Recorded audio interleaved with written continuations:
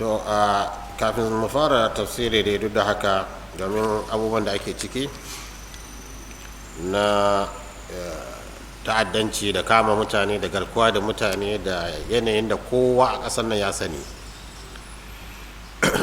to wani suna ba da fatawa su ce haza halal wa haza haram. Qur'ani ya ga mana wala taqulu lima tasifu alsinatukum alkadhib hadha halalun wa hadha haramun litaftaru ala allahi alkadhib innal ladhina yaftaruna ala allahi alkadhiba la yuflihun. Bai halatta mutum ya ce wannan abu haram wannan abu halal sai da nasi daga Allah ko daga manzo Allah sallallahu alaihi wasallam ko abinda malaman mu suka faɗa, amma haka kawai mutum ya kirkiro matsala ya ce haram halal, wannan bai halatta, shi kanshi haramun ne. حديث أبي ذر الغفاري قال رسول الله صلى الله عليه وسلم إن الله قد تجاوز عن أمتي الخطأ والنسيان وما استكرهوا عليه. الله يا أوكي واتو يا يافي تجاوز الله يا يافي أكان الأمة نن إنت يكسكري ko ta mance ta wani abu ko aka tilasta ta wa mastukrihu alaihi in ya zama dole.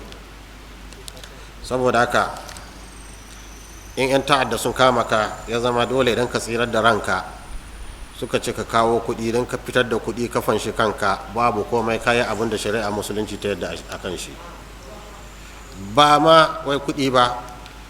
kamar yadda Allah ya ce man kafara billahi min ba'di imanihi illa man ukriha wa qalbuhu mutma'innun bil iman lakin man sharaha bil kufri sadra fa alaihim ghadabun min Allah wa lahum azabun azim.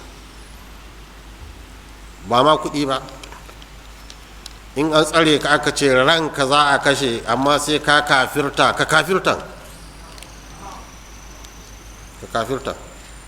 amma ka kafirta a me a baki, Allah na kama ka ne in akwai kafircin a zuciyarka. ad-darura tubihu al-mahdhurat, duk abin da aka ce ka ai in darura ta zo tubihuhu. to ina mamaki muna ma malamanmu kashedi don Allah su war isdar al-fatwa, ba ma mahallin fatwa ba ne.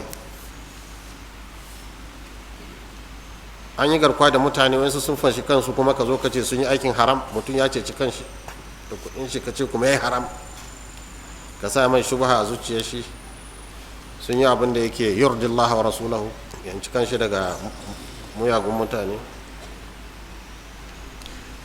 to irin wannan fatawa da kuma ta fito ne daga wuri mustaqil, da sai mu ce ana neman fuskan Allah da ita ne. wani suna so su yaƙi ta'addanci ta hanya shi wanda aka cutan shi ne wai zai yaƙe su. Ta yaya zai yaƙe su? Ya bari su kashe shi domin su bar kama mutane. kun ga ana yaƙin ta'addanci ta hanyar shi wanda aka kama ne a ce ka sadaukar da ranka a kashe shi, alhali ko ta'addanci inda za a yaƙe shi za a yaƙe shi ne da shugabanni da dakaru, su ne za su ba da ransu, ba victim zai ba da rai ba. kun fahimta? ga Idris Deby ba shugaba ba ne, shi yan ta'adda sun zo yana barin su a gaba yake, to haka ake yakin ta'addanci. to me yasa malami kullum yana so ya daɗaɗa ma wayansu kuma ya cutar da bayan Allah?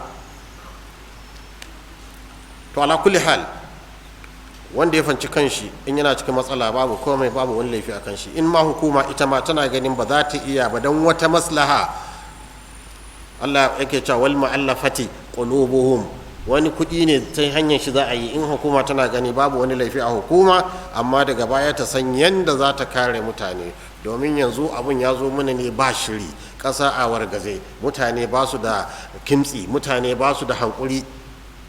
to ko da hukuma ce ta bayar da irin wannan kuɗi ya halatta, kuma Allah ba zai kama su ba, kai ba wajibinsu ne. ya fi sauƙi a bada kuɗi a ceciran mutane, sannan wayancan a fuskance su ina kuɗin jama'a, sannan kuma me yasa kuka yi wannan, in an kama su kafin su tuba.